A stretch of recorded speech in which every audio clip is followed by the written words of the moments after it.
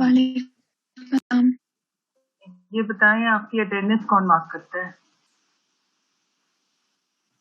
Screenshot लेते हैं CRGR attendance लेते हैं। हम स्क्रीनशॉट ले लेते हैं पार्टिसिपेंट्स की। तो इस वक्त है दोनों में से कोई प्रेजेंट है? यस मैम, सब में अवेलेबल हूँ। ठीक है, यस ये मैम। जब सारे स्टूडेंट्स आ जाएं तो आपने स्क्रीनशॉट लेके तो फिर यस आप किसको मैम। भेजती हैं?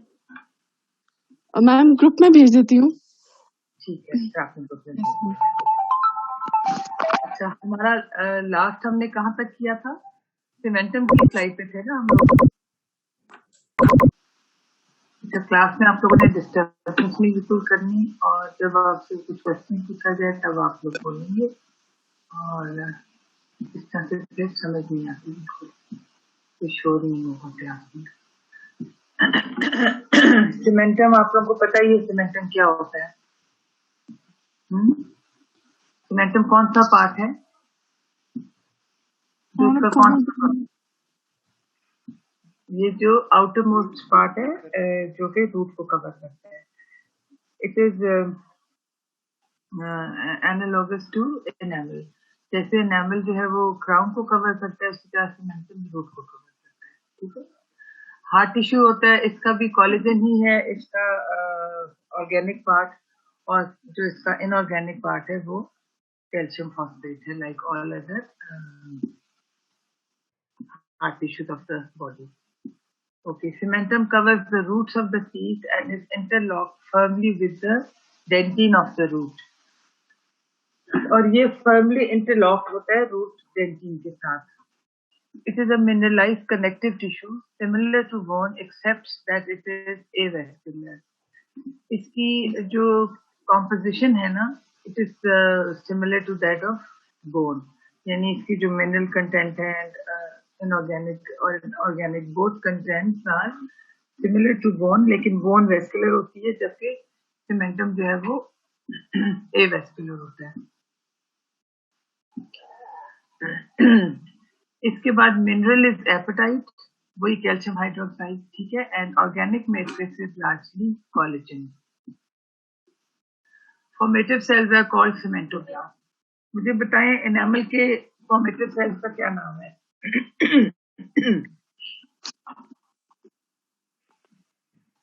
एमिलोब्लास्ट। शाबाश, एमिलोब्लास्ट। डेंटिन के फॉर्मेटिव सेल्स का क्या नाम है? ओडोंटोब्लास्ट। Very good. तो सीमेंटम का है सीमेंटोब्लास्ट, और बोन के फॉर्मेटिव सेल्स का क्या नाम होगा? Osteoblast. Osteoblast. So all the formative cells जो है वो ब्लास्ट सेल्स होते हैं, उनके साथ ब्लास्ट लगेगा। और जो डिस्ट्रॉय करेंगे हार्ट टिश्यू को उनको क्लास्ट कहते हैं, यानी वो सीमेंटोक्लास्ट होगा, ओडोंटोक्लास्ट होगा, ठीक है। और जो ब्लास्ट जहाँ पे लिखा होगा वो फॉर्मेटिव सेल्स होंगे। There are two main types of cementum, acellular primary and cellular secondary. जो पहले सीमेंटम बनता है उसे प्राइमरी सीमेंटम कहते हैं, और वो एसेल्युलर होता है। एसेल्युलर का मतलब ये नहीं है कि बनाते तो सेल्स ही हैं, लेकिन उस सीमेंटम के अंदर सेल्स एंट्रैप्ड नहीं होते।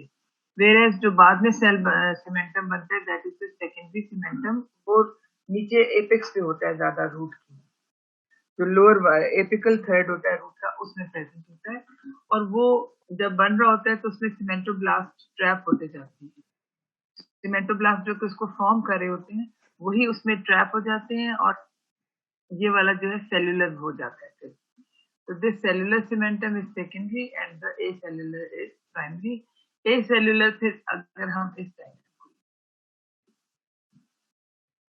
ये रूट है ना, तो यहाँ से लेके यहाँ तक तकरीबन ये acellular cementum होता है and primary cementum, और फिर यहाँ से लेके यहाँ तक cellular cementum होता है, which is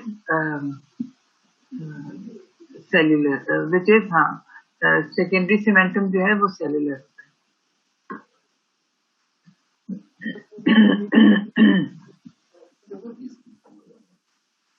The cementum covering the upper cervical portion of the root is acellular. The lower apical portion is covered by cellular cementum. In this case, cementoblasts become trapped and lacunae within their own matrix called cementocytes. जो bone में space बनती है ना, जिसके अंदर ये cell trap होता है, या हार्ट टिश्यू में जो स्पेस, उसको लेक्यूना कहते हैं। ठीक है, और वो अपने ही मैट्रिक्स में ट्रैप होते जाते हैं। जिस मैट्रिक्स को सिक्रीट कर रहे होते हैं ब्लास्ट सेल्स, उसी में वो ट्रैप हो जाते हैं एक स्पेस के अंदर, जिसे लेक्यूना कहते हैं। और जब इन ट्रैप्ड सीमेंटोब्लास्ट को सीमेंटोसाइट्स कहा जाता है। यानी जब एक दफा ये ट्रैप हो गए, then what they are called, फिर ये सीमेंटोब्लास्ट नहीं कहलाएंगे, फिर ये क्या कहलाएंगे, सीमेंटोसाइट्स। ओके, अच्छा, अब इसके बाद है इनके फंक्शंस क्या हैं। जो एसेल्युलर सीमेंटम है, it anchors the PDL fibers to the tooth, whereas cellular cementum has an adaptive role. ये देखिए, क्योंकि मैंने आपको बताया ना कि मेजॉरिटी मेजर पोर्शन पे एसेल्युलर सीमेंटम है, और इसका काम जाहिर है क्या है, इसमें एंकर होते हैं पीडियल फाइबर्स, और ये टूथ को एंकर कराता है बोन में, इसीलिए ये ज्यादा है। जो सेल्युलर सीमेंटम है, इसका रोल है एडेप्टिव। एडेप्टिव का एक तो ये रिपेयर भी करता है सेल्युलर सीमेंटम, और एडेप्टिव यूं समझ लें कि अगर किसी का, फॉर एग्जांपल ये एक टूथ है, मोलर है, इसके ऊपर वाला मोलर जो मैक्सिलरी मोलर है वो एक्सट्रैक्ट हो गया किसी वजह से, ठीक है। अब क्या होगा कि with the passage of time इसका अपोजिंग टूथ नहीं रहेगा, तो ये वाला टूथ ओवर इरप्ट करना शुरू हो जाता है। जब आपको मैं इरप्शन पढ़ाऊंगी तो मैं आपको बताऊंगी कि ये इसे कहते हैं पोस्ट इरप्टिव। जब भी टूथ को स्पेस मिले, अगर ये वाला टूथ एक्सट्रैक्ट हो जाए तो ये वाला टूथ इधर टिल्ट हो जाएगा, इस स्पेस में को ऑक्यूपाई करने की कोशिश करेगा। और अगर इसका ऊपर का टूथ एक्सट्रैक्ट हो जाता है तो इसका अपोजिंग टूथ जब नहीं रहता तो ये ऊपर की तरफ इरप्ट करता है। जब ये थोड़ा सा ऊपर इरप्ट कर जाता है तो जाहिर है यहाँ गैप आ जाएगा ना, बोन और ये रूट ऊपर चली जाएगी, तो बोन और रूट के बीच में गैप बढ़ जाएगा। तो उस वक्त क्या होता है, ये गैप नहीं रहता, फिर तो ये टूथ लूज हो जाएगा, यहाँ पे नया सीमेंटम बन जाता है, जो कि इस एरिया में तो है ही सेल्यूलर सीमेंटम, तो यहाँ पे सेल्यूलर सीमेंटम बन के उस जगह को फिल कर देता है। उतना ही गैप होता है जो पीडीएल के लिए जरूरी है। तो ये एडेप्टिव रोल है। समझ आ गई आप लोगों को मेरी बात की? So this is the adaptive role of cellular cementum. Now this is bone, ये डेंटिन है, बीच में पीडीएल है, और पीडीएल के जो फाइबर्स बोन में एम्बेडेड हैं, ये वाले ब्लैक से दिस आर द शार्पीज फाइबर्स। यहाँ पे भी होते हैं शार्पीज फाइबर्स, तो इसमें क्लियरली नजर नहीं आ रहे, बोन में नजर आ रहे। This is bone, Sharpey's fibers, PDL, dentin.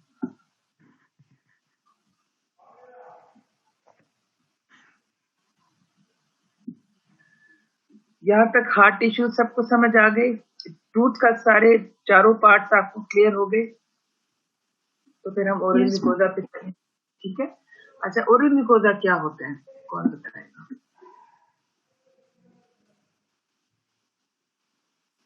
कोई आइडिया है ओरल म्यूकोजा क्या होता है? मैम वो मेम्ब्रेन जो कि लाइक हमारे ओरल कैविटी को लाइन करे, यही मतलब है ना आपका? ठीक है, बिल्कुल सही है। तो इसके दो पार्ट्स होते हैं, मगर the oral cavity is lined by a mucous membrane consisting of two layers and epithelium and connective tissue। जो ऊपर है, जो हमारी ओरल कैविटी में फॉरन जो मतलब जो सरफेस पे है, दैट इज एपिथेलियम, और इसके अंदर जो है वो कनेक्टिव टिश्यू है, जिसको ओरल म्यूकोजा के कनेक्टिव टिश्यू को कहते हैं lamina propria. Major functions are lining and protecting, ठीक है। लाइन करते हैं ओरल कैविटी को, प्रोटेक्ट करते हैं ओरल कैविटी को। But being a mobile tissue, it also permits free movement of the lip and cheek muscles. Also serves as organ of taste in other locations. अब भी आप मुझे ये बताएं कि क्या सारा ओरल म्यूकोजा मोबाइल होता है, या पार्ट्स होते हैं कुछ मोबाइल और कुछ नहीं होते? इसका जवाब दे कोई। कुछ होते हैं, कुछ नहीं होते। कुछ होते हैं, कुछ। जी मैं क्वेश्चन मुझे रिपीट आपकी करूं? क्वेश्चन की समझ नहीं आई। लाइक देखो बेटा, ओरल म्यूकोजा वो कह रहा है कि इसका फंक्शन लाइनिंग भी है, प्रोटेक्टिंग भी है एंड मोबाइल टिश्यू भी है। ये इसकी ये फ्री मूवमेंट जो है वो लिप की और चीक की परमिट करता है। तो मैंने आपसे ये पूछा कि क्या पूरा ओरल म्यूकोजा मोबाइल है या कुछ पार्ट्स ऐसे हैं जो कि इमोबाइल है? नो मैम, पूरा नहीं है मोबाइल। पूरा नहीं मोबाइल? यस। तो इमोबाइल के नाम बताएं मुझे।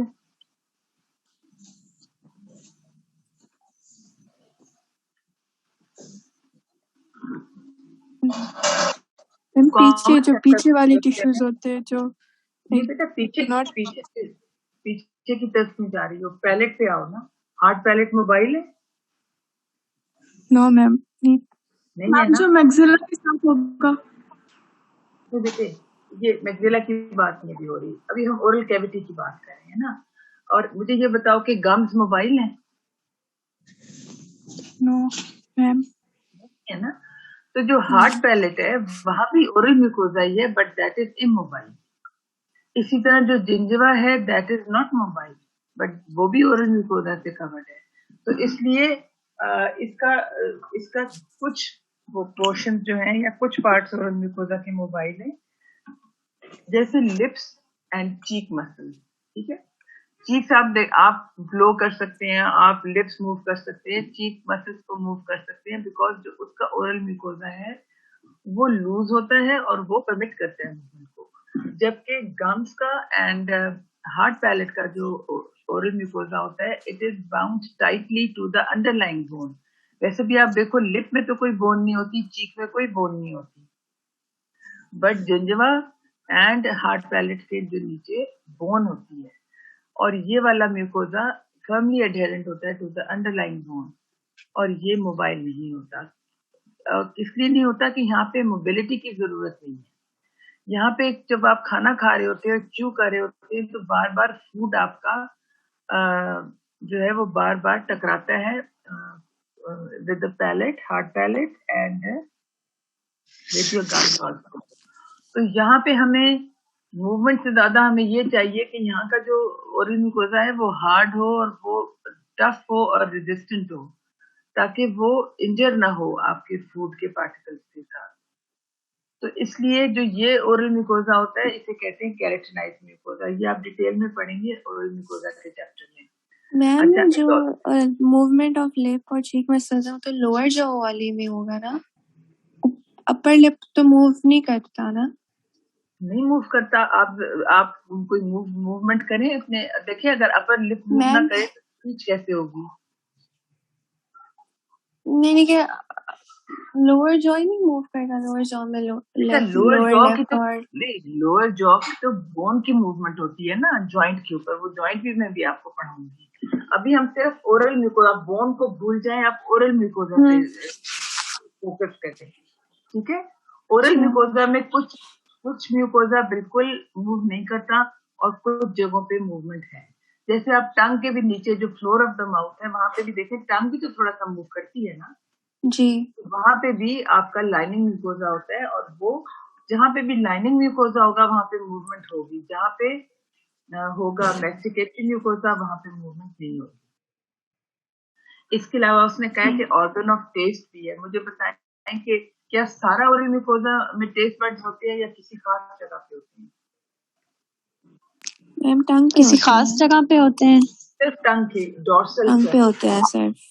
टंग के भी लोअर पे नहीं होते, जिसको वेंट्रल कहते हैं। अपर पे होते हैं। टंग के जो अपर, जिसको डोर्सल सरफेस ऑफ द टंग कहते हैं, वहां पे टेस्ट बड्स होती हैं, और इसलिए इसको स्पेशलाइज्ड म्यूकोजा कहते हैं। और इसमें पेपिली होते हैं और टेस्ट बड्स होते हैं।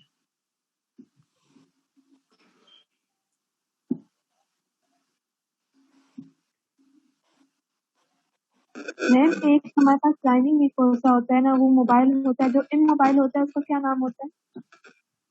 अभी आपको पढ़ाएंगे, स्लाइड पे आगे। अच्छा, histologically oral mucosa can be classified into 3 types. Masticatory mucosa, lining mucosa, specialised mucosa, ये भी आपके वाइवा में पूछा जाता है कि टाइप्स ऑफ म्यूकोजा बताएं और फिर उसमें से किसी एक को भी एक्सप्लेन किया जाए, कैसे एक्सप्लेन करो। Masticated mucosa is found in areas withstanding the constant pounding of the food bolus during mastication. तो कौन सा ऐसा, ये इतना लेट क्यों एंटर कर रहे हैं? इस तरह से तो फिर अटेंडेंस में नहीं मार्क होगी। अच्छा, अब आप लोग मुझे खुद सोच के बताएं कि वो कौन सा म्यूकोजा है जहां पे बार बार फूड जो है वो पाउंड करता है ड्यूरिंग मैस्टिकेशन। मैंने अभी आप लोगों को बताया भी था।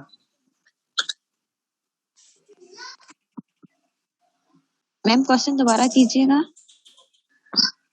Which are the areas of oral mucosa जो कि जिन पे कांस्टेंट पाउंडिंग होती है फूड बोलस की during mastication? Ma'am what do you mean by pounding of food? यानी बार बार टकराता है आपके ना फूड जब आप च्यू करते हैं। मैम अब palate, hard palate, very good, और गम्स। तो इस दोनों जो ये हैं इन्हें कहते हैं मैस्टिकेटरी म्यूकोसा, क्योंकि ये मैस्टिकेशन में इन अ वे हेल्प कर रही हैं। अब अगर यहाँ का म्यूकोसा सॉफ्ट, फ्लाइबल और मोबाइल होता तो उसका तो कोई फायदा नहीं था। यहाँ तो हमें मोबिलिटी नहीं चाहिए, यहाँ हमें एक टफ किस्म का म्यूकोसा चाहिए जो कि इस कांस्टेंट पाउंडिंग को टॉलरेट कर सके। ठीक है, तो इसलिए मैस्टिकेटरी म्यूकोसा मैं आपको जब पढ़ाऊंगी ओरल म्यूकोसा तो मैं आपको बताऊंगी कि इसकी जो एपिथेलियम होता है वो केराटिनाइज्ड होता है, और जो लाइनिंग म्यूकोसा नीचे लिखा हुआ है इसका जो एपिथेलियम है वो नॉन केराटिनाइज्ड होता है। तो केराटिनाइज्ड म्यूकोसा जो है वो ज्यादा टफ होता है, keratinised epithelium. So masticatory mucosa is found in areas withstanding the constant pounding of the food bolus during mastication. It is bound down tightly to the underlying bone by the lamina propria and the covering epithelium is keratinized. अभी इतना काफी है आपके लिए। अभी क्योंकि आपकी सिर्फ ये इंट्रोडक्शन है ऑफ ऑल दी, जो हमने डिटेल में पढ़ना है इसकी सिर्फ इंट्रोडक्शन है। Lining mucosa is subjected to far less stress and is found in lips, cheeks and floor of mouth. Floor of mouth में भी कोई फूड की पाउंडिंग नहीं होती, चीक्स पे नहीं होती, लिप्स पे नहीं होती, तो यहाँ पे कोई ज्यादा स्ट्रेस नहीं होता, मैस्टिकेटरी स्ट्रेस नहीं आता इस म्यूकोसा पे। So epithelium is not keratinized या non keratinized and lamina propria is structured for mobility. It is, यानी जो लेमिना प्रोप्रिया है वो कोई एक तो टाइटली बाउंड नहीं है और फिर यहाँ पे कोई बोन भी नहीं है, तो वो नीचे मसल्स के साथ बाउंड होता है। इसके बाद हम थर्ड टाइप ऑफ म्यूकोसा कहेंगे specialised mucosa, which covers the anterior 2/3 of the dorsum of the tongue.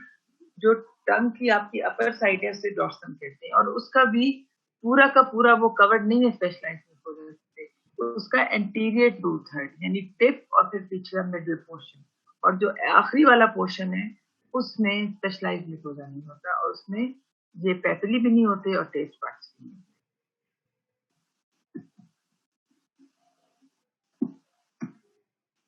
A unique feature of the oral mucosa is that the teeth perforate it. The mucosa immediately surrounding an eruptive tooth is known as the gingiva. अच्छा, आप मुझे ये बताएं, आप जब babies के teeth erupt नहीं हुए होते तो उनका आपने मुंह देखा ही होगा ना, पूरा एक कंटिन्यूअस होता है ओरल म्यूकोसा, ऐसा ही है ना? Yes ma'am. अब जब पहला टूथ इरप्ट करता है तो वो उसको परफोरेट करता है ना ओरल म्यूकोसा को। Yes ma'am. और जो उसकी इंटैक्टनेस थी वो कॉम्प्रोमाइज होती है ना वहां पे, होती है कि नहीं? यस मैम होती है। होती है। अच्छा, इसका मतलब क्या हुआ? ओरल म्यूकोसा का मैंने बताया कि इसका फंक्शन है मेन लाइनिंग एंड प्रोटेक्टिंग। अब जब एक टूथ परफोरेट करके आता है और वो उसको उसकी वो कंटिन्यूटी को कॉम्प्रोमाइज कर देता है, तो अब क्या होता है कि जो पहले बिल्कुल एक कंटिन्यूअस था अब उसमें एक गैप सा आ गया, और वहां से जो एंटीजेंस हैं वो एंटर कर सकते हैं अंदर और फिर वो इन्फ्लेमेशन कॉज कर सकते हैं। In functional terms, the gingiva consists of two parts. The part facing the oral cavity is the mastication mucosa. ये कौन डिस्टर्ब कर रहा है? In functional terms, the gingiva.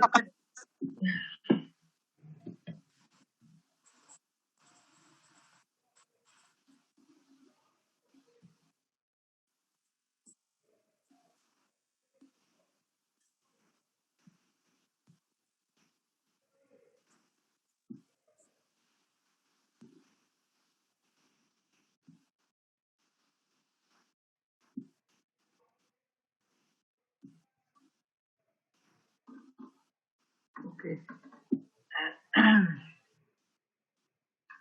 In functional terms, the gingiva consists of two parts.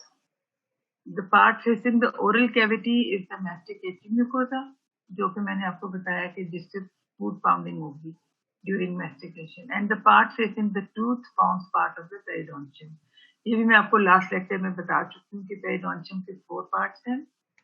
Cementum है, PDL है, alveolar bone है, and that part of the gingiva which faces the tooth. The junction of the oral mucosa and the tooth is permeable, so the antigens can pass easily through it and initiate inflammation in the gum tissue. जब वो हम वहाँ से antigen पास कर सकते हैं और फिर वो जाके अंदर गम टिश्यू की इन्फ्लेमेशन भी कर सकते हैं. इसका मतलब ये है कि जो लोग अपना मुंह साफ नहीं रखते, ब्रशिंग नहीं करते, ओरल हाइजीन मेंटेन नहीं करते, तो उनकी ज्यादा जिंजिवाइटिस होता है उनमें, क्योंकि वहाँ पे एंटीजन जब एंटर करते हैं तो फिर वो इन्फ्लेमेशन भी कॉज करते हैं. Salivary glands पे आ जाए.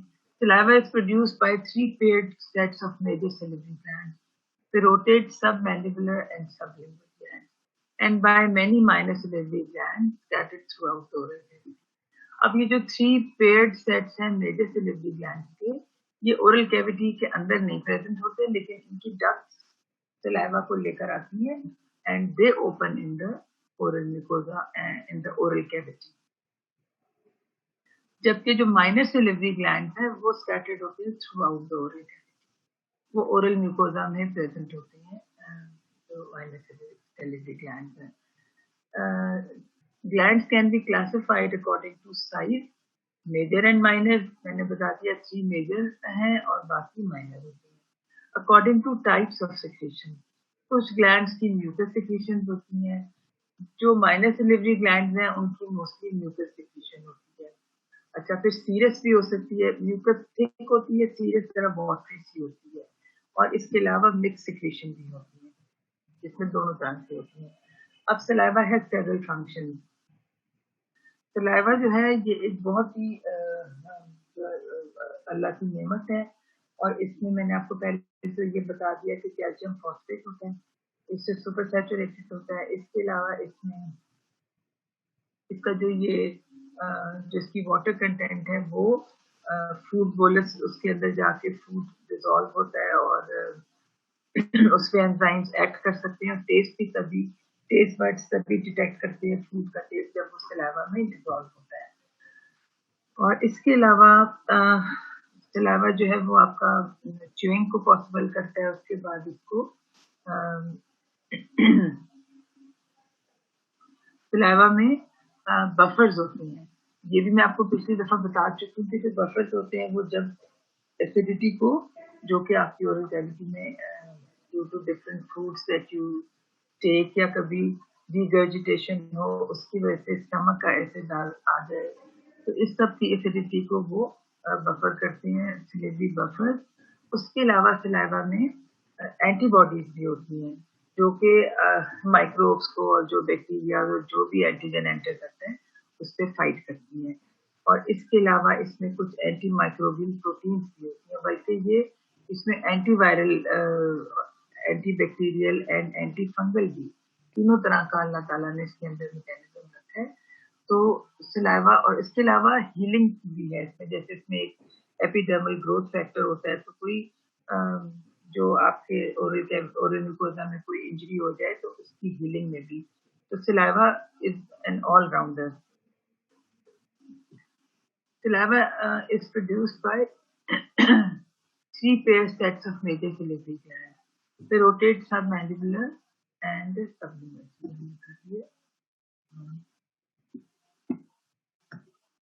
Saliva has several functions: lubrication for mastication, swallowing and speech.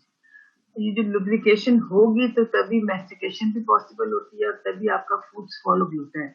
अगर बिल्कुल saliva ना होता तो ये dry bolus of food को swallow करना भी बहुत मुश्किल था, chew करना भी मुश्किल था और speech के लिए भी ये lubrication की जरूरत होती है.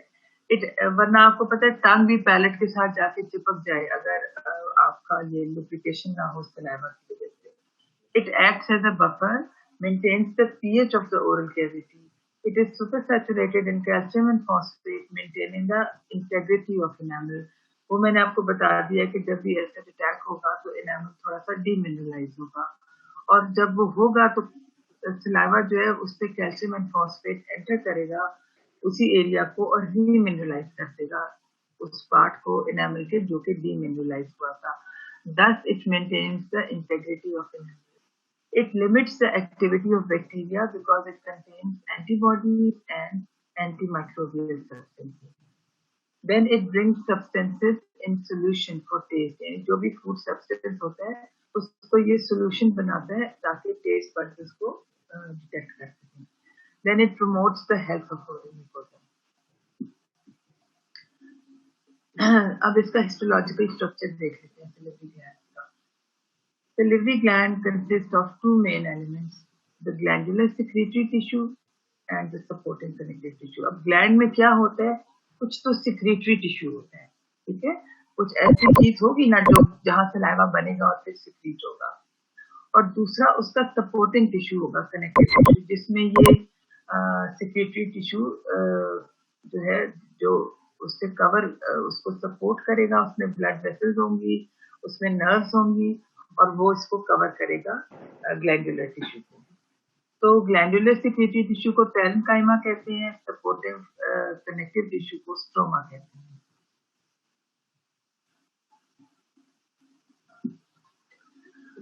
अभी हमारी जब क्लास खत्म हो जाएगी ये तो फिर मैं दोबारा से आपको लिंक भेजूंगी क्योंकि अगला पीरियड भी जो है वो मेरे पास ही है, तो आप लोग दोबारा ज्वाइन कर लेना. सेलिवरी ग्लैंड का स्ट्रक्चर कैसा होता है? जैसे बंच ऑफ ग्रेप्स होते हैं ना उस तरह लगता है salivary gland. Each grape is the acinus और terminal secretory unit, a mass of secretory cells surrounding a central space. आपको डायग्राम से समझाती हूँ. ये ग्रेप्स की तरह लग रहा है ना जैसे ग्रेप्स होते हैं. अब ये जो सर्कुलर से स्ट्रक्चर है ना ये सेक्रेटरी टिश्यू है और इसको कहते हैं सेक्रेटरी एंड पीस भी कहते हैं और इसको एसएनएस भी कहते हैं और ये सारे इनका प्लूरल होगा एसएनआई. यहाँ 1 2 3 4 5 एसएनआई यू कैन सी. तो ये जो एसएनआई है और ये जो डक्ट्स हैं ये सारा ग्लैंडुलर टिश्यू है.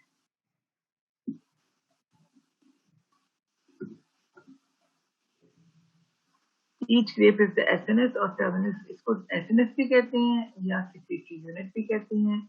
इसमें होता क्या है? इसमें एक मैस ऑफ सेक्रेटरी सेल्स होते हैं. जो सेल्स होते हैं ना इसके वो सिक्रीशन के वो सेक्रेटरी सेल्स कहलाते हैं क्योंकि वो they can form and then secrete saliva.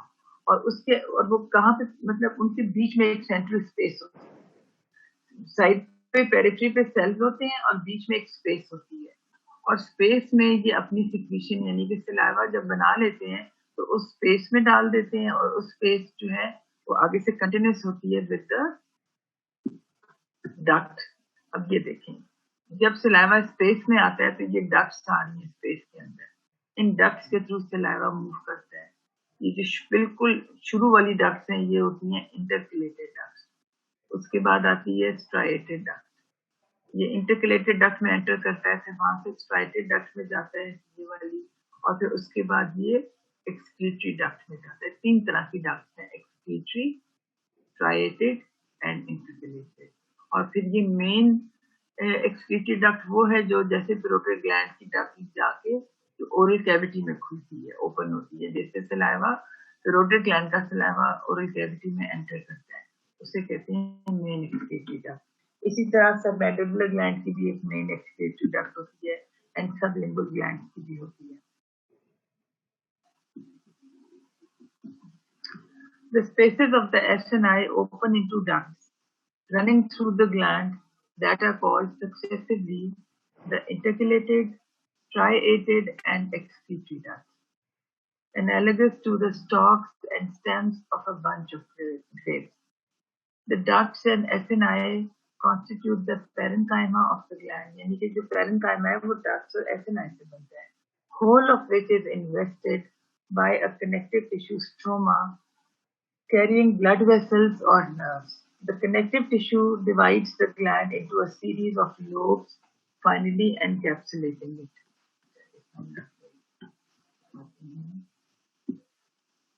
ये नजर आ रहा है आपको ये वाला दूसरा शेयर हो रहा है कहीं? ये नजर आ रहा है? Yes ma'am.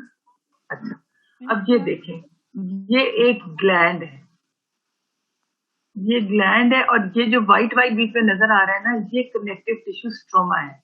अब जो अंदर ये लोब है, ये एक लोब है। मैम हमें सिर्फ स्लाइड नजर आ रही है, उस पे डायग्राम नहीं नजर आ रही। इसका डायग्राम नहीं नजर आ रहा? नहीं मैम। अच्छा, मैम जब पिछली स्लाइड थी ना वही नजर आ रही है। वही नजर आ रही है। ठहरो, मैं न्यू शेयर करती हूँ।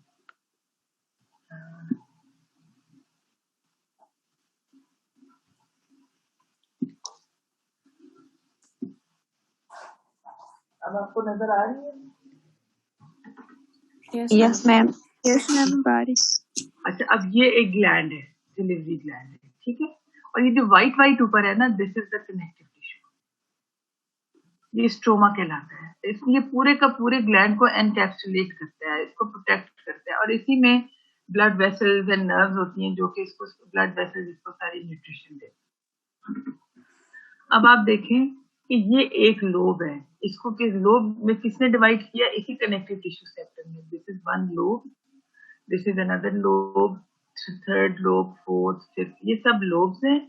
और अब एक लोब को देखो तो वो फर्दर डिवाइडेड है इनटू लॉब्यूल्स। अगर हम इसे एक लोब पे फोकस करें तो 1 लॉब्यूल, 2, 3, 4, 5, 6, 7, 8 लॉब्यूल्स वी कैन सी। और इनको ये जो व्हाइट व्हाइट चीज डिवाइड कर रही है, this is the connective tissue sector. समझ आई? जैसे अगर आप ये देखें, यूं समझें कि आपने जैसे ग्लव पहन लिया, या जैसे एक पूरा कवर है इस ग्लैंड के ऊपर, पूरे का पूरा it is covered by connective tissue stroma, और वही वो उसको हम कहते हैं कैप्सूल, और उसी कैप्सूल से अंदर सेप्टम जाता है कनेक्टिव टिश्यू का, जो कि ग्लैंड को इतना डिवाइड कर देता है। अब हमें बाकी सेप्टम तो नजर आ रहा है, लेकिन ये पूरे का पूरा इन्वेस्टेड है विद द कैप्सूल। वो कैप्सूल इस वक्त नजर नहीं आ रहा क्योंकि इसको कट करके आपको दिखाया है, ठीक है। अब मैं वापस अपनी ओरिजिनल उस पे जा रही हूँ।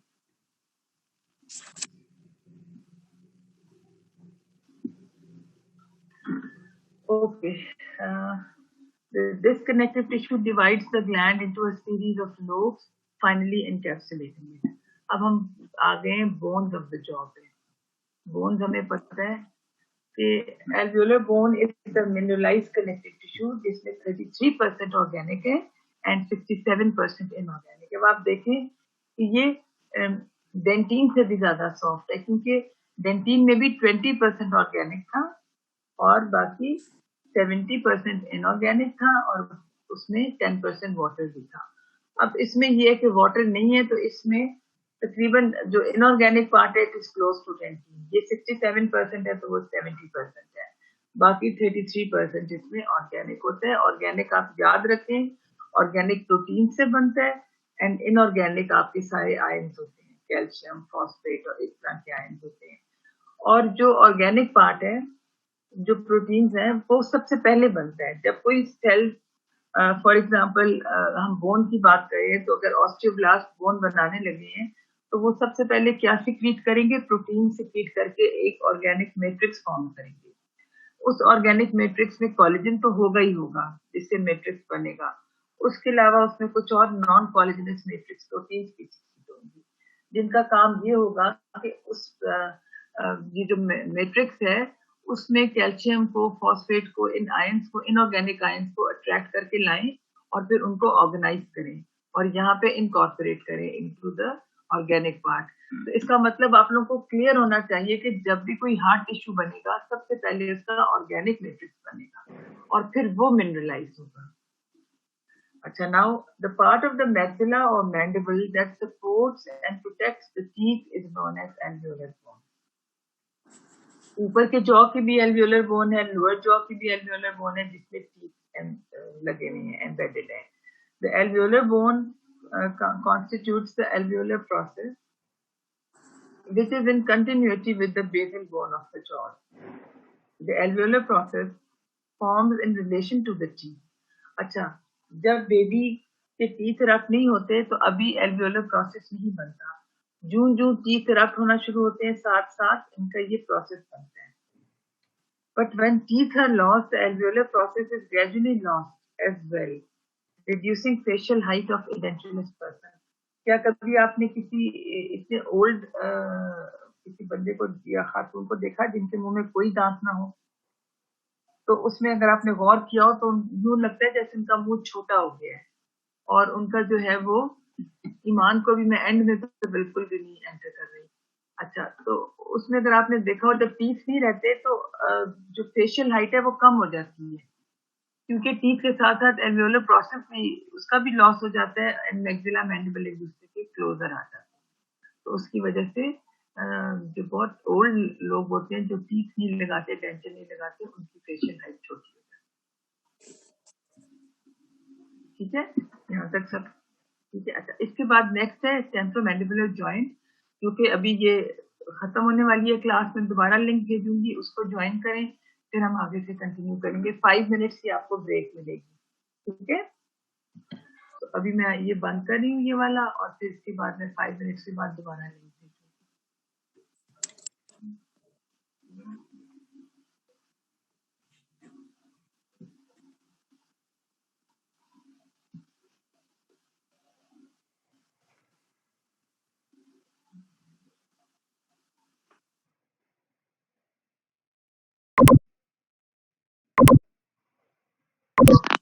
तो मैं वैसे ही आपको फैसिलिटेट करती हूँ, वरना ये जरूरी तो नहीं है कि मैं आपको, बहुत सारे टीचर्स नहीं भी बताते, तो जब मैं बताऊँ तो आप लोग बस नोट कर लिया करो। Okay.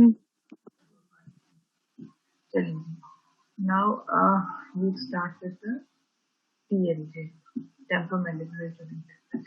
ये जो है ना, it is a synovial joint. Synovial joint जो है वो जॉइंट होता है which is found between bones that move against each other. जहाँ दो बोन जो एक दूसरे के अगेंस्ट मूव भी करती हूँ वहां जो जॉइंट बनता है यूजली वो साइनोवियल जॉइंट होता है।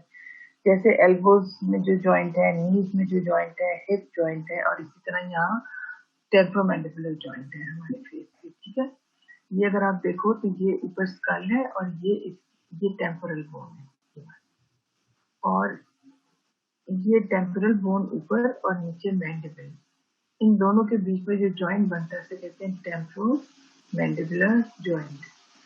अब मैंडिबल का आप ये देखो तो निचला बॉडी ऑफ द मैंडिबल तो नजर नहीं आ रही, लेकिन ये ऊपर इस पार्ट को कहते हैं रेमस ऑफ द मैंडिबल, और इसके ऊपर ऐसे दो प्रोसेसेस होते हैं। ये होता है कॉर्नाइड प्रोसेस और ये होती है कॉन्डाइल, मैंडिबुलर कॉन्डाइल। इस जो पोस्टीरियर साइड पे है ये एंटीरियर, इसके बीच में कॉन्डाइल के बीच, कॉन्डाइल एंड टेम्पोरल बोन में एक फॉसा होता है जिसे, यानी कि डिप्रेशन है ना इस बोन में, यहाँ इसे ये फॉसा है, इसे कहते हैं ग्लिनॉइड फॉसा। और इसमें ठीक है, अच्छा, इस फॉसा में ये जाके फिर इस तरह अटैच हो जाता है कॉन्डाइल मैंडिबल, और इन दोनों के बीच, इन दोनों का एक जॉइंट बनता है एक फाइब्रस कैप्सूल से, जो कहते हैं टेम्पोमैंडिबुलर जॉइंट। अच्छा, अब ये जो है this is the external auditory measures. अब अगर आप देखें तो ये टेम्पोरल बोन है, पीछे ये ईयर वाला पार्ट आ रहा है और यहाँ पे इसको कहते हैं टिम्पैनिक प्लेट। ये है external auditory measures and this is the mastoid process. ये तो आप लोग फील भी कर सकते हैं अपने कान के नीचे बैक साइड पे, और थोड़ा सा नीचे एक अगर आप फील करो तो ये मैस्टॉइड प्रोसेस ये वाला, और ये कॉन्डाइल है और ये इसकी नेक ऑफ कॉन्डाइल है, और ये जो है lateral part of the condyle.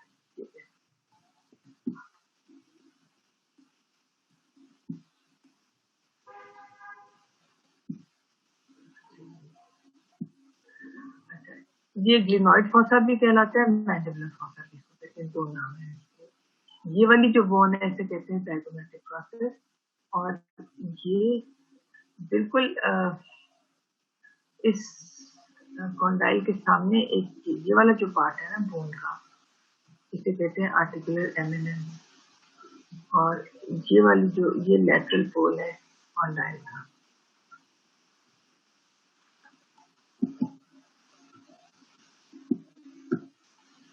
अच्छा, अब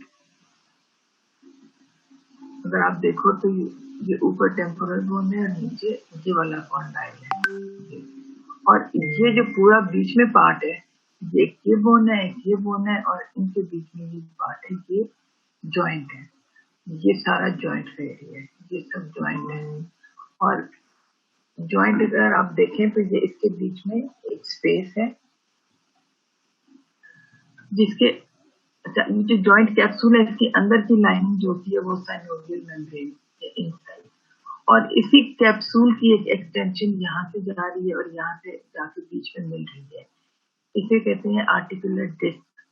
इसकी वजह से दोनों बोन आपस में टकराती हैं, और ये जो साइनोवियल मेम्ब्रेन है ये फ्लूइड सिक्रीट करती है जिसे कहते हैं साइनोवियल फ्लूइड, जो कि इस जॉइंट को लुब्रिकेटेड भी रखता है।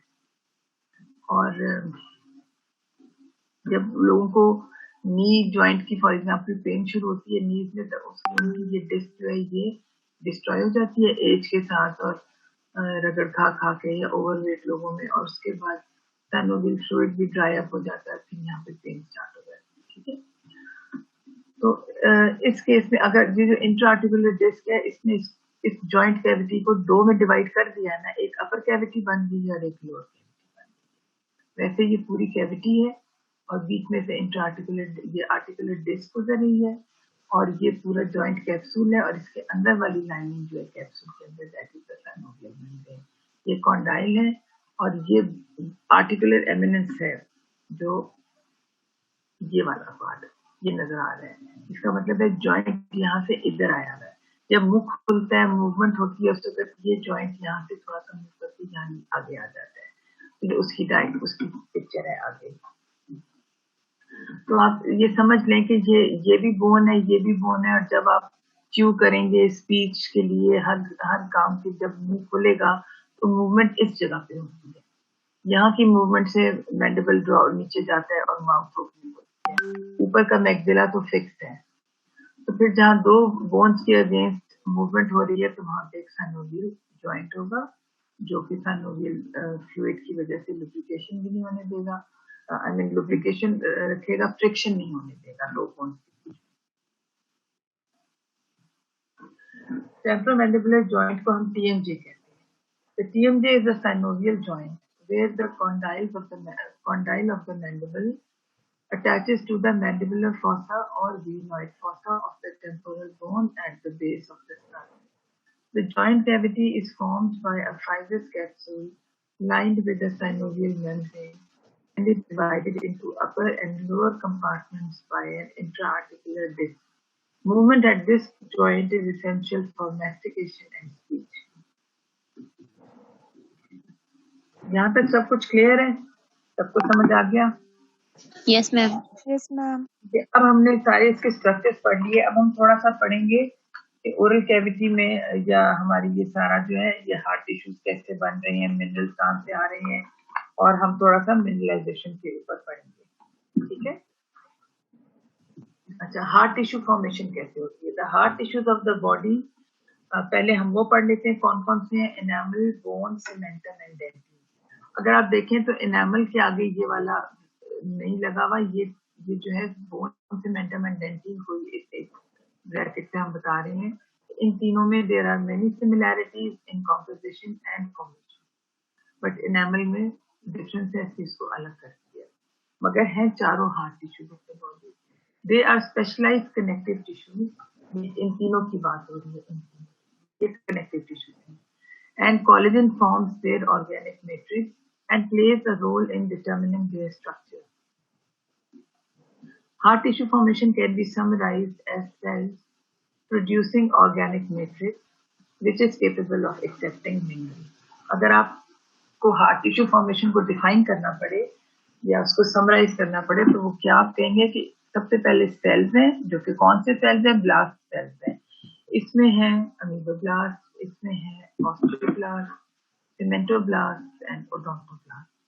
These are the formative cells and they produce first of all organic matrix. Proteins produce करते हैं like collagen and non-collagenous proteins और इसके अलावा enamel क्या produce करता है? Amidogenins and non-amidogenins.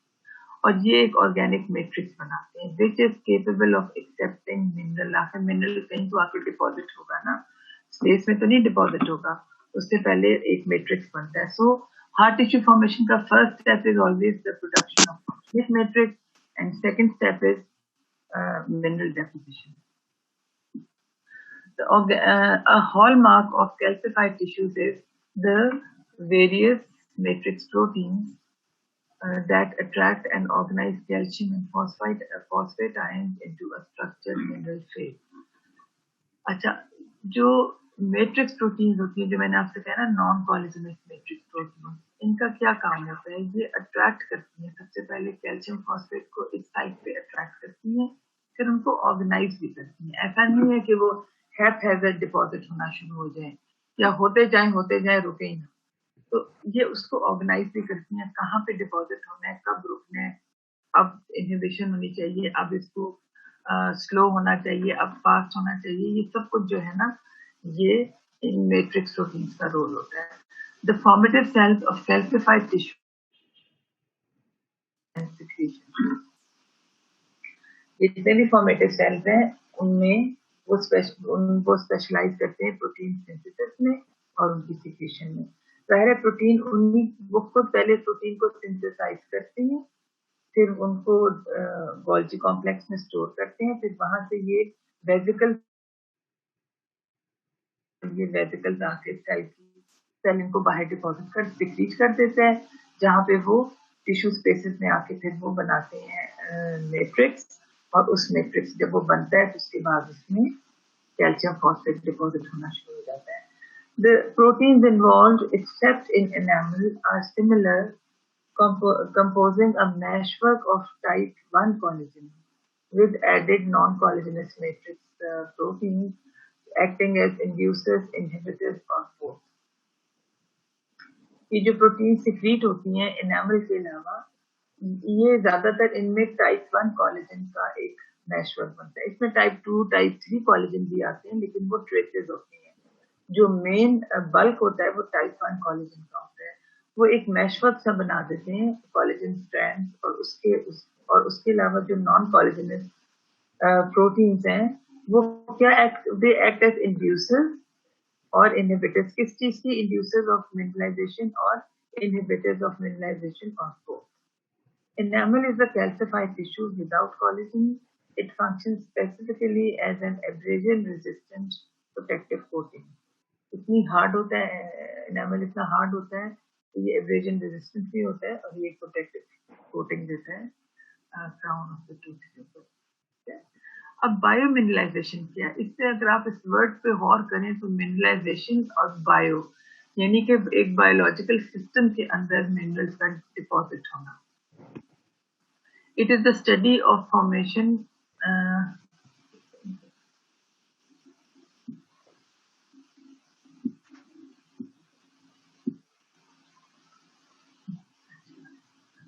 Biomineralization is the study of formation of structure and properties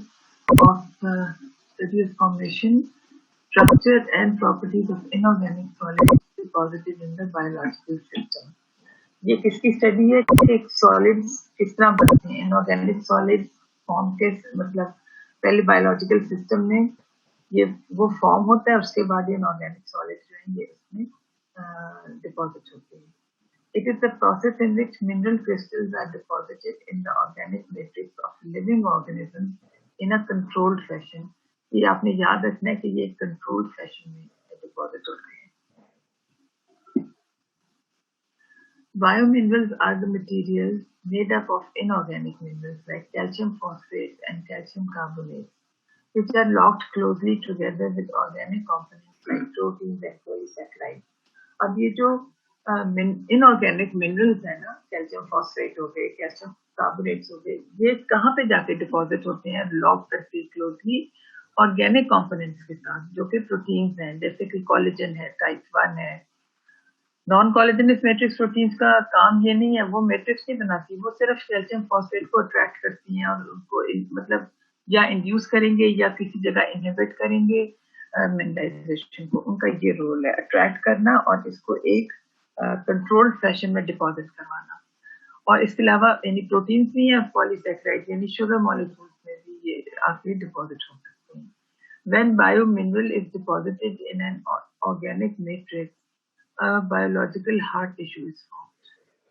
For example, अच्छा इन्हें biominerals कहते हैं, जो कि आपके biological system matrix में deposit होते हैं, उनको biominerals कहते हैं. And a biological hard tissue is formed. For example, bones and teeth are formed. Bones and teeth are the biological hard tissues by calcium phosphate. और जो shells होते हैं ना, जैसे ये सी शेल्स वगैरह हैं, ये कैल्शियम कार्बोनेट से बनते हैं. Biological apatite.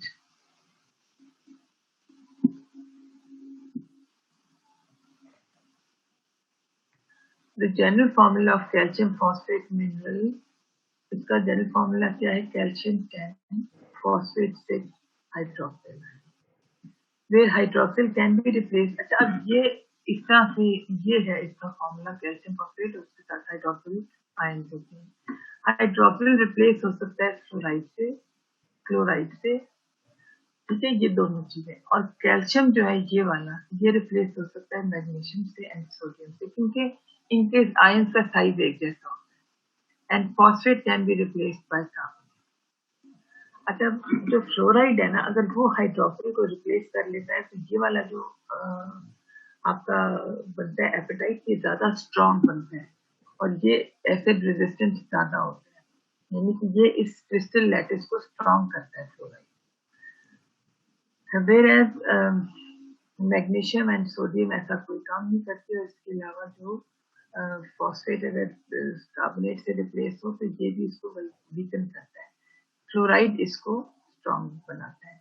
Though there is chemical variation, but the structural pattern remains the same, and ionic exchange occurs only when relative size of ions is the same. और ये क्यों hydroxyl और फ्लोराइड, क्योंकि इनके ion का साइज मिलता जुलता है, तो ये एक दूसरे को रिप्लेस करेंगे. इसी तरह कार्बोनेट रिप्लेस करेगा फॉस्फेट को. तो केमिकल वेरिएशन तो आ जाएगी, लेकिन स्ट्रक्चरल पैटर्न उनका ऑलमोस्ट सेम रहेगा. The fluoride ions are readily incorporated in the hydroxyapatite lattice of enamel, thus giving more stability to the lattice and reducing the solubility of the mineral content of enamel. जो हम fluoride toothpaste and fluoride mouth wash use करते हैं, बच्चों को शुरू से ही आप fluoride toothpaste दें ताकि फ्लोराइड ज्यादा से ज्यादा इनकॉर्पोरेट हो एनामल के क्रिस्टल लैटिस में और उसको ज्यादा स्ट्रॉन्ग कर दे और केरीज का चांस कम हो जाए. This formula, calcium 10 phosphate 6 and hydroxyl, indicates only the atomic content of a conceptual entity known as the unit cell. ये एक यूनिट सेल है कैल्शियम फॉस्फेट का, which is the least number of calcium phosphate and hydroxyl ions able to establish ionic relationship. ठीक है, तो थोड़ी C chemistry involve हो गई है. ये इसका यूनिट है. ये जो मिनिमम यानी कि हाइड्रोक्सिल आयन आप देखें तो 1 है, 6 फॉस्फेट है, 10 कैल्शियम है.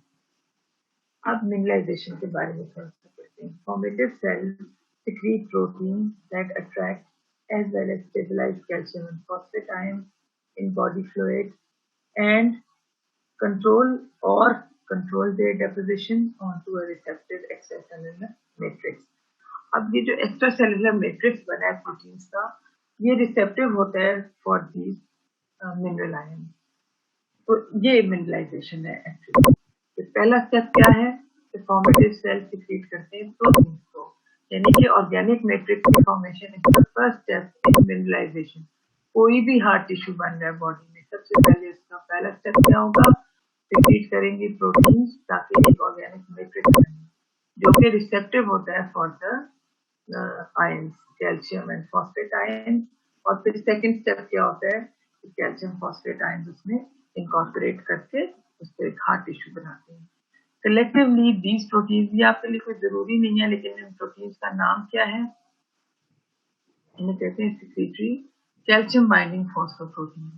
देखिए फॉस्फोप्रोटीन का मतलब है प्रोटीन के साथ जब फॉस्फेट अटैच हुआ हो ना, जब प्रोटीन बन जाती है तो उसके बाद उससे कई चीजें अटैच होती हैं, जिसमें से एक फॉस्फेट भी होता है और ग्लूकोज के मॉलिक्यूल्स भी अटैच होते हैं। तो जब ये एक फॉस्फोप्रोटीन है जो कि कैल्शियम को बाइंड करने की प्रॉपर्टी रखती है, तो it is not difficult secretory calcium binding phosphoprotein gene cluster.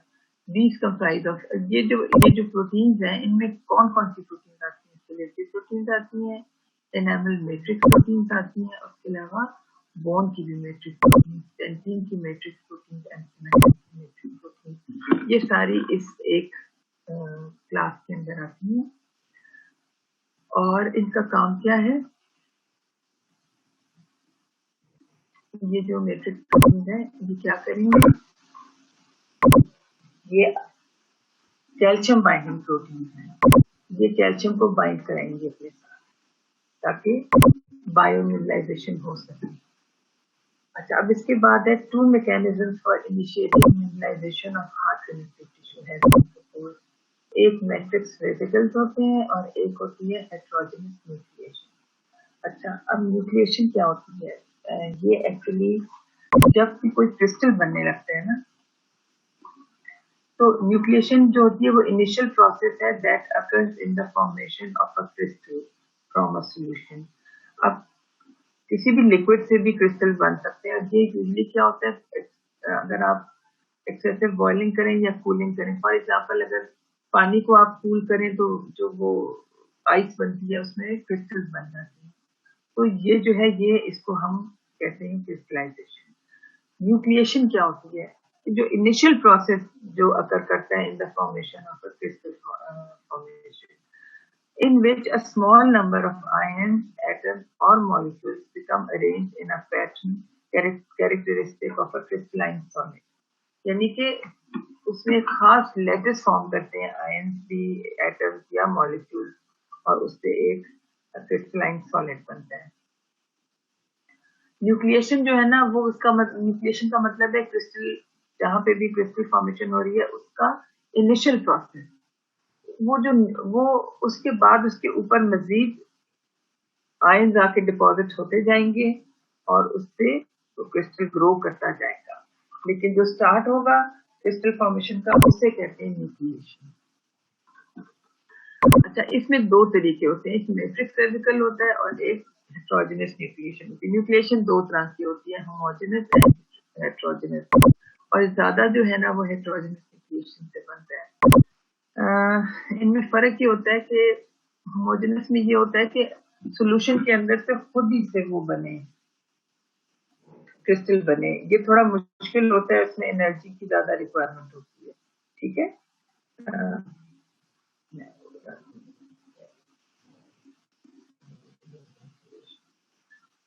Homogeneous nucleation is used to describe precipitates that form at random in a perfect lattice.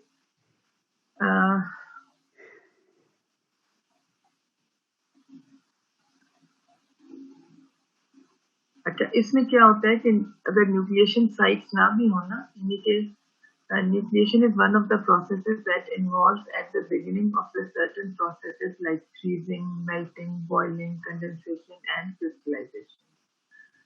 तो उसमें क्या होता है कि जब भी ये न्यूक्लिएशन होने लगती है तो एनर्जी चाहिए होती है, ठीक है। और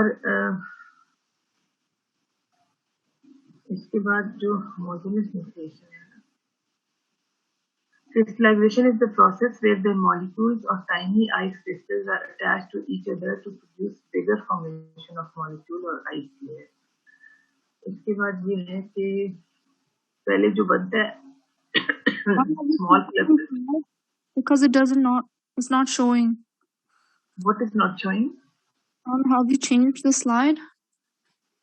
No, I haven't changed the slide. It is still the same. Matrix, vesicles and heterogeneous nucleation. यही नजर आ रहा है ना आपको?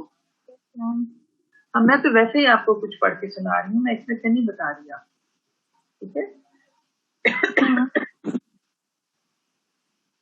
मैं आपको ये नहीं बता रही, मैं आपको सिर्फ इतना बता रही हूँ कि जो होमोजेनस न्यूक्लिएशन होती है ना, उसमें कोई फॉरेन पार्टिकल का उसमें नहीं होता, यानी कि आप यूँ समझें कि अगर एक बीकर में आप पानी डालें, उसमें एक थ्रेड डाल दें, उस थ्रेड के ऊपर छोटे छोटे छोटे पार्टिकल्स नजर आने लगते हैं ना थोड़ी देर में। Yes ma'am. तो ये जो फॉरेन पार्टिकल है, इसके ऊपर जल्दी न्यूक्लिएशन स्टार्ट होती है और उसे कहते हैं हेटेरोजेनस न्यूक्लिएशन, ठीक है? जिसमें चाहे कोई 10 पार्टिकल है या वो कोई थ्रेड है, कोई हेयर है, कुछ भी है, कोई फॉरेन पार्टिकल अगर होगा ना, तो उसमें न्यूक्लिएशन जल्दी होगी, जबकि होमोजेनस न्यूक्लिएशन में कोई इन्फ्लुएंस ऑफ फॉरेन पार्टिकल नहीं होता। और ये उस वक्त होती है जब बिलो द फ्रीजिंग पॉइंट, जो ऐसे टेम्परेचर में ये बनना शुरू होती है और इसमें ज्यादा एनर्जी की रिक्वायरमेंट होती है। बस अभी आपके लिए काफी है। अब हम ये कह रहे हैं कि जो हमारी बॉडी में जो मिनरलाइजेशन होती है वो इन दो चीजों से होती है, मैट्रिक्स वेसिकल से, हेटेरोजेनस न्यूक्लिएशन से।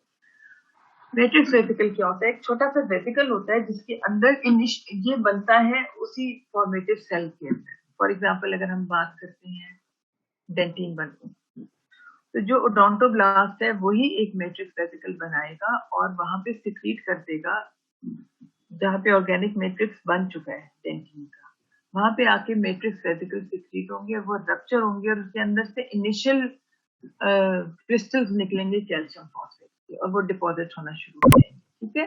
तो मैट्रिक्स वेसिकल सेल्स खुद बना के जो है वो सिक्रीट कर रहे होते हैं। और ये आपने याद रखना है कि मैट्रिक्स वेसिकल से जो भी मिनरलाइजेशन होती है वो सिर्फ इनिशिएट करने के लिए होता है।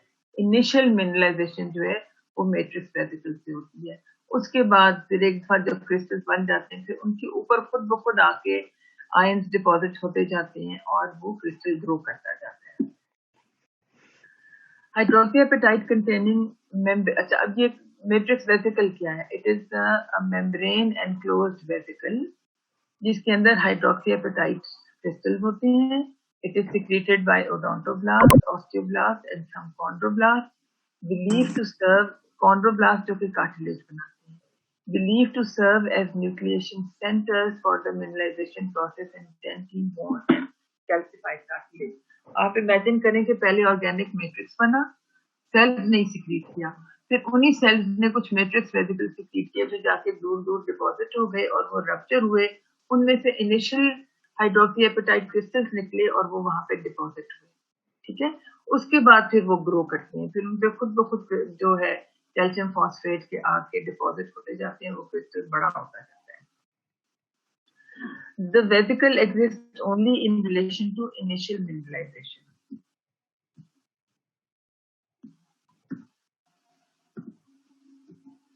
The matrix vesicle होता क्या है? It is a small membrane-bound structure that buds off from the cell formative cell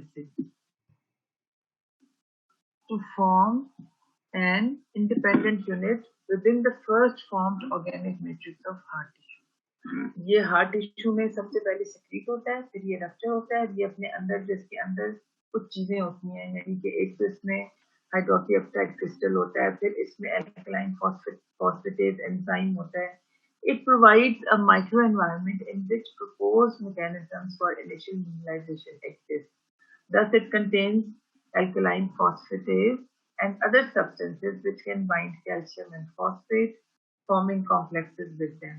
If these complexes are removed, the matrix vesicle can no longer initiate mineralization. Alkaline phosphatase एक enzyme है, इसके नाम से ही पता चल रहा है कि ये एल्कलाइन मीडियम में ज्यादा इफेक्टिवली काम करता है। और फॉस्फेटेज का मतलब ये है कि ये डिफरेंट कंपाउंड से फॉस्फेट को क्लीव करता है, उसको ब्रेक करके फॉस्फेट को वहां से रिमूव करता है और यहाँ पे अवेलेबल करता है ऑन द मिनरलाइजेशन फ्रंट। क्योंकि हमें कैल्शियम और फॉस्फेट चाहिए होता है, तो ये एंजाइम जो है ये फॉस्फेट को यहाँ पे अवेलेबल करता है। Deposition of apatite crystals occurs on holes and pores of collagen fibrils. अच्छा, ये जो हेट्रोजेनस न्यूक्लिएशन है ना, इसमें मैंने आपको कहा था कोई फॉरेन सब्सटेंस हो तो उसके ऊपर आके क्रिस्टल जल्दी डिपॉजिट होता है और उसे कहते हैं हेट्रोजेनस न्यूक्लिएशन। जबकि कोई फॉरेन सब्सटेंस हो, जैसे कोई डस्ट पार्टिकल है, जैसे कोई थ्रेड है,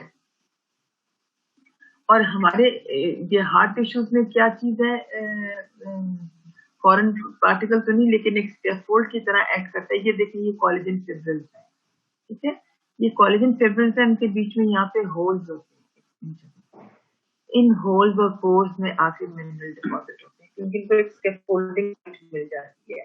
ये पूरा एक इस तरह मैट्रिक्स बना हुआ है इस तरह के कोलेजन फिब्रिल्स से, और उनके होल्स एंड पोर्स में आके मिनरल डिपॉजिट होता है। और इस तरीके से आप ये कह सकते हैं कि पहले ऑर्गेनिक मैट्रिक्स बनता है और फिर उसके होल्स एंड पोर्स पे कैल्शियम फॉस्फेट डिपॉजिट हो जाते हैं और ये पूरा का पूरा टिश्यू मिनरलाइज हो जाता है। Deposition of apatite crystals occurs on holes and pores of collagen fibrils. Heterogeneous nucleation occurs during the formation of collagen-based calcified tissues, yani bone, dentine, and cementum.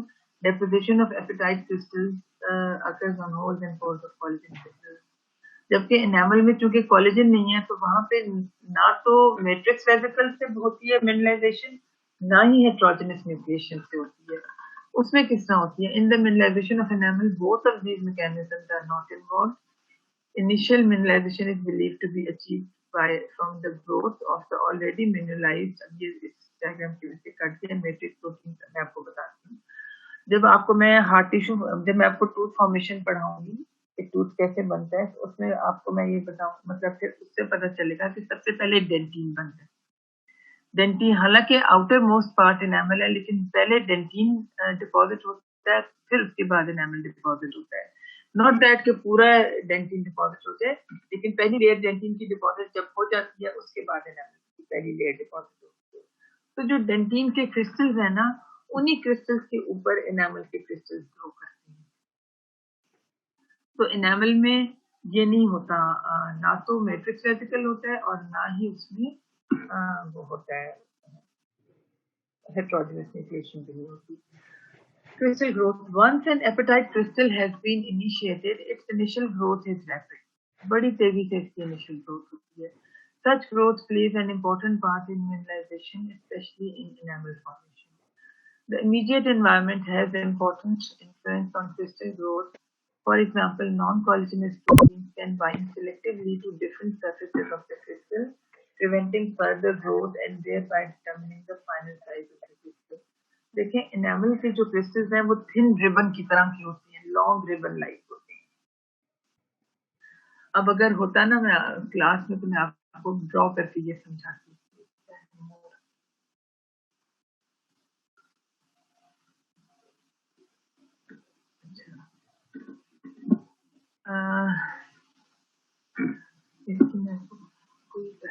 कल मैं आपको, कल के लेक्चर में इसको आपका एक डायग्राम दिखाऊंगी, ठीक है? इसमें क्या होता है कि जब ये क्रिस्टल ग्रो कर रहे होते हैं ना एनामल से, तो इनके बीच में प्रोटीन्स आ जाते हैं। अगर एक क्रिस्टल रिबन लाइक ग्रो कर रहा है ना, समझे आप 3-4 रिबन ग्रो कर रहे हैं, तो उनके बीच में सर्कुलर सी प्रोटीन्स आ जाती हैं अमीनोजेनिक, और वो उस स्पेस को ऑक्यूपाई कर लेती हैं। उससे क्या होता है कि क्रिस्टल लेंथ में ग्रो करता है लेकिन विड्थ में ग्रो नहीं कर सकता, क्योंकि विड्थ में उनके जो दो क्रिस्टल्स के बीच में प्रोटीन्स आ गई होती हैं अमीनोजेनिक। वो वहां पे वो स्पेशली वहां मतलब उनको इसलिए वहां पे वो डिपॉजिट होती हैं कि जो क्रिस्टल ग्रो कर रहे हैं वो लेंथ में ग्रो करें, वो एक दूसरे के साथ विड्थ में ग्रो ना करें, क्योंकि अगर फिर वो डर होता है कि वो आपस में फ्यूज हो जाएंगे। तो ये क्या होता है कि ये प्रोटीन वहीं प्रेजेंट रहती हैं, उन्हें कहते हैं स्पेसेस के तौर पे एक्ट करती हैं, क्योंकि वो स्पेस मेंटेन करती हैं बिटवीन द एनामल क्रिस्टल्स, और क्रिस्टल जो है वो लेंथ में ग्रो करते जाती हैं, यहाँ तक कि पूरी की पूरी लेंथ अटेन हो जाती है। जब पूरा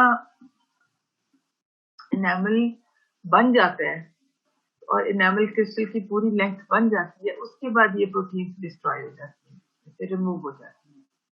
जब वो प्रोटीन रिमूव होती है तो जो स्पेस उन्होंने मेंटेन की होती है वो स्पेस अब खाली हो जाती है। अब ये क्रिस्टल विड्थ में ग्रो करता है। इस स्टेज पे आके, उससे पहले वो सिर्फ लेंथ में ग्रो करता है। इससे मैंने आपको ये समझाया कि जो प्रोटीन्स हैं इनके कितने रोल्स हैं। ये अट्रैक्ट भी करती हैं, ये इनिशिएट भी करती हैं, ये इनहिबिट भी करती हैं, ये स्पेस मेंटेन भी करती हैं।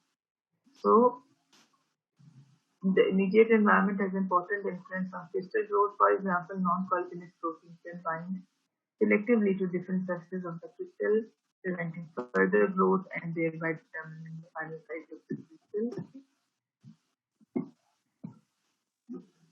अब transport of mineral ions to mineralisation site से अब हम कल करेंगे। आज इतना काफी है।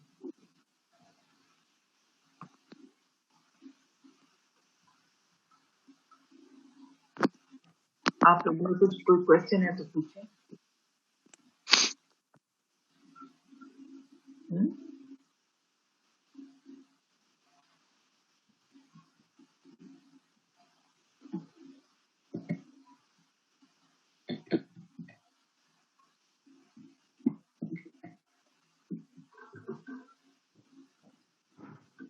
आपको कोई क्वेश्चन है? नहीं तो इसको एंड कर दूं। No ma'am. अच्छा, जो मैंने आपको स्ट्रक्चर पढ़ाया है ना TMJ तक, वो आपके लिए है इम्पोर्टेंट। ये आपके एक जनरल नॉलेज के लिए, ये यूजुअली इतना नहीं होता कि मतलब इसमें से शायद कोई MCQ कभी आ जाए, वरना इसमें से जैसे FAQ की जब होते थे तो इन टॉपिक्स में से नहीं आते थे। ये आपके एक नॉलेज के लिए जनरल, तो ये आपको पता होना चाहिए, क्योंकि इसके बाद जब हम एनामल पढ़ेंगे, डेंटिंग पढ़ेंगे, तो फिर आपको मिनरलाइजेशन का कॉन्सेप्ट होगा, तो आपके लिए वो आसान होगा समझना सारा।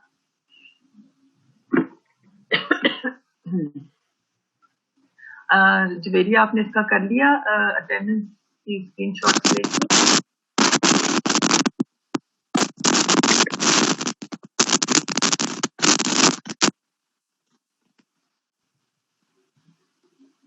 स्क्रीनशॉट्स ले लिए जवेरिया?